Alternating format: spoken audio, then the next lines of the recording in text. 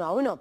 Joel Grau, consejero delegado de CFC Marítim y profesor de Shipping en Deusto y la Universidad Francisco Marroquín. Joel, bienvenido.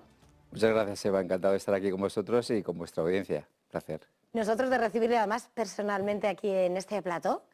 Y hoy, lo decíamos, ¿no? Antes de fuera de micro, lo primero, antes de nada, vamos a poner el nombre, ¿no? Y para identificar realmente de quiénes estamos hablando en estos momentos, hablando de esas corporaciones que son, al fin y al cabo, las relevantes, las protagonistas en este mercado de las materias primas.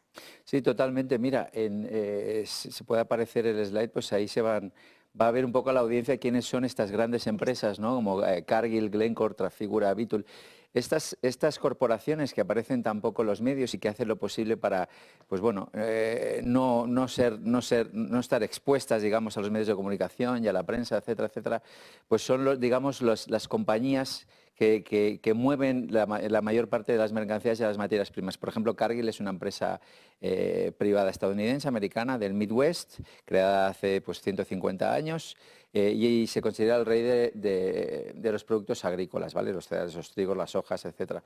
Es una empresa, pues mira, que el año pasado facturó 177 billions, tiene más de 160.000 empleados y hay un aspecto aquí muy importante que son la cantidad, porque para mover esas materias primas, estas compañías que más que players los podríamos denominar market makers, porque lo que hacen es realmente mover los mercados de una forma muy importante y condicionan mucho sus mercados, pues 700 barcos fletados. Eso te da una idea de que estas compañías, por ejemplo en este caso Cargill, es un armador muy importante porque fleta barcos para poder mover sus mercancías. Luego Glencore también, un player muy importante. En Suiza esta empresa sí que está cotizada.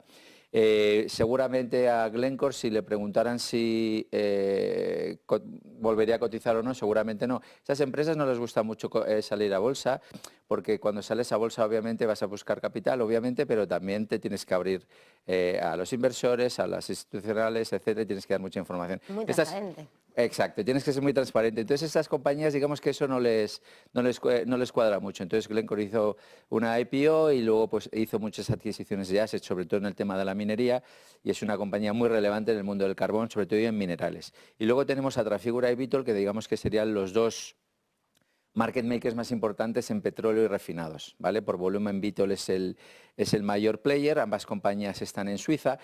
Todas esas compañías, digamos, Suiza es un país donde está plagado, digamos, de traders, y todas estas compañías, pues muchas de ellas tienen central y sedes muy importantes, pues en Ginebra o en Zug, en la zona alemana, Bar, etcétera, por unas cuestiones, pues bueno, fiscales, de condiciones, porque ahí los cantones, pues digamos, te pueden dar flexibilidad. Y mira, por ejemplo, los resultados de Vitol del 22, que más de 500 billions, ¿no? Y esto, lo interesante es ponerlo un poco en contexto con algunas de las FANGs y con el PIB español, ¿no?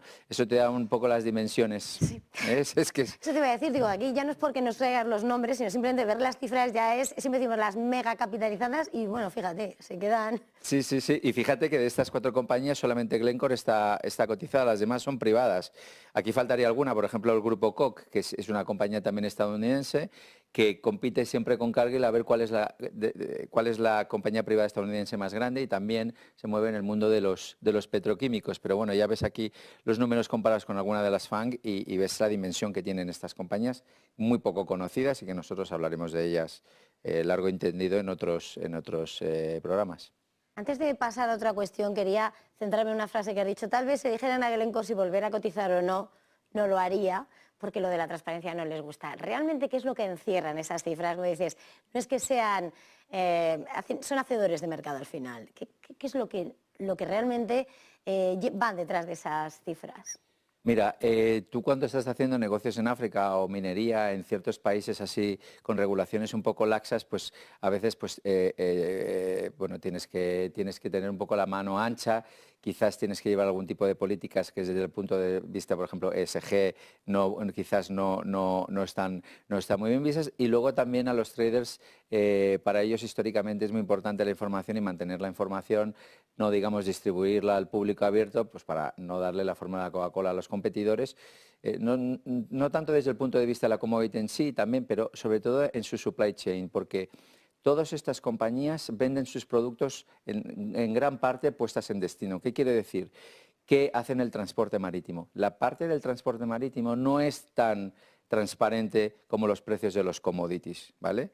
Entonces, la pata marítima, digamos que esa información la quieren mantener bastante en casa para no dar información a sus competidores, digamos, para mantener un poquito el negocio lo más cautivo posible. Entonces, digamos que históricamente los traders no son unas fuentes de transparencia importantes, ¿no? Entonces, por eso estas compañías intentan mantenerse privadas y, de hecho, pues de esas, incluso el Grupo Koch también es privada, ¿me entiendes? Entonces, mantienen esa política, digamos, históricamente. Mirando, evidentemente, si hablamos de ese comercio, de esas commodities y las tensiones geopolíticas, ahora mismo siempre van ligadas de la mano y en la actualidad que ahora mismo nos ocupa está el hecho de cómo Israel, ¿no?, está abriendo esa ruta terrestre a través de Arabia para evitar los ataques en el Mar Rojo, lo que está siendo, ¿no?, esas vías alternativas para seguir adelante con ese comercio. Y la verdad que estamos teniendo una situación con el Mar Rojo que, bueno, conocéis perfectamente, aquí se ha tratado muchísimo y bueno, ese bloqueo que hay en el Mar Rojo pues está llevando pues que se busquen soluciones, ¿no? Esta solución terrestre a través de Emiratos, Arabia Saudí, etcétera, pues lo que hace es intentar, digamos, materias o productos muy sensibles que no se pueden transportar por vía marítima porque está cerrado, sobre todo los productos que vienen de Asia, de Golfo Pérsico, etcétera.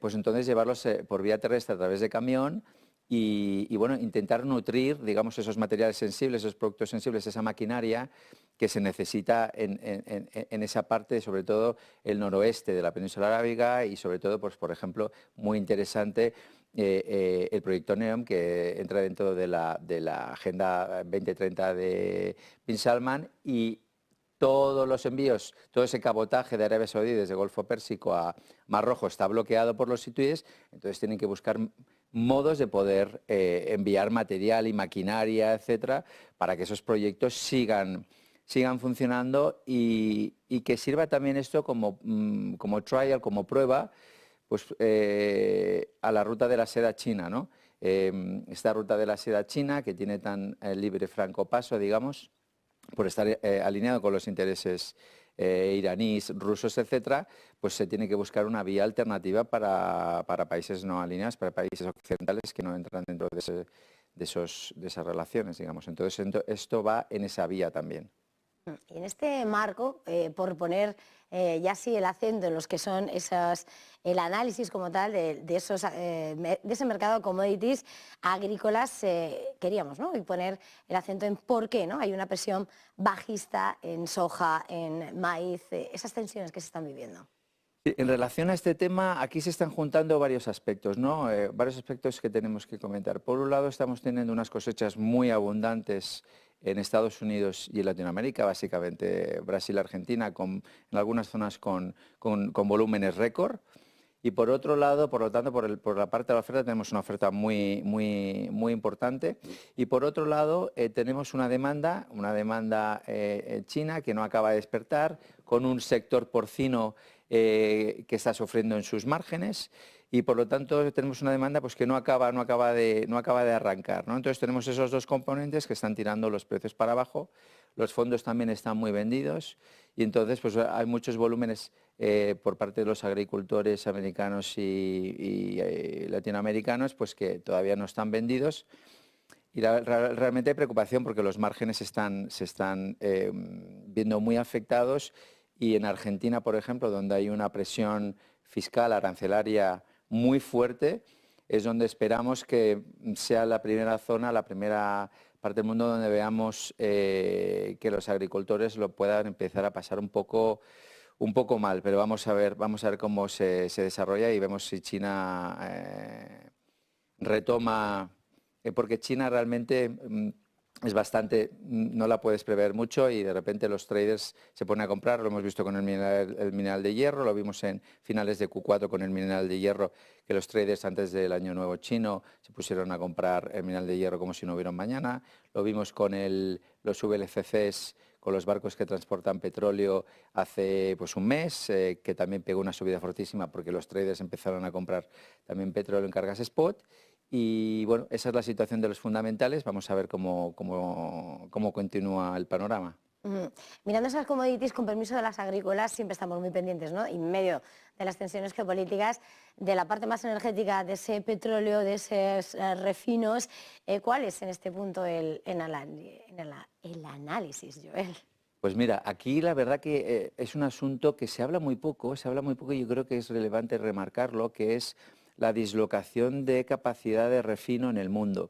Es decir, estamos pasando de que los países consumidores netos, básicamente me estoy refiriendo a Norteamérica y a Europa, están cerrando capacidad de producción de refino a otras zonas del mundo, básicamente dos: Oriente Medio, Golfo Pérsico, Asia, China prácticamente, ¿no? ¿Eso qué va a suponer en los fundamentales a medio o largo plazo? Pues que bueno, que si no podemos refinar nuestros petróleos, vamos a tener que enviar petróleo a refinar a Oriente Medio, Golfo Pérsico o a China y luego comprarlo de vuelta. Entonces eso obviamente barato no va a ser, ya lo estamos viendo, ya lo hemos visto, aquí lo habéis hablado también alguna vez estupendamente, pues no tiene sentido que la India esté comprando petróleo, lo refinen y luego esos refinados, esos diésel, gasolinas, etcétera, se compren por parte de intereses europeos, ¿no? Todo eso tiene un coste importantísimo y además no solamente el tema del coste marítimo y el coste logístico, porque Suez precisamente es un canal que es bastante más caro que Panamá, por ejemplo, por lo tanto el impacto del coste por tonelada y por barril no es baladí, pero sobre todo porque estás pasando por una zona que ahora ya sabes que es una zona sensible, que es una zona preocupante y que es una zona que, digamos, no muy reliable y que con esas tensiones geopolíticas puedes tener problemas en tu cadena de suministros y en tu industria, digamos, si necesitas esos refines y esos consumos, ¿me entiendes? Entonces, esa tendencia se va a establecer gracias, obviamente, a esa soga verde que tenemos en Europa y en el mundo occidental, que ya estamos viendo muchas empresas que están tirando para atrás porque están viendo que este paradigma nos está llevando a una situación muy complicada. Antes de terminar, Joel, no quería dejar de perder el análisis, porque aquí estamos siempre hablando de ese transporte, distancias, imágenes muy lejanas, pero están esos fletes, esos barcos que son los verdaderamente protagonistas, y quería que nos hablase, ¿no?, de esta tipología y realmente, bueno, de quiénes son realmente ellos.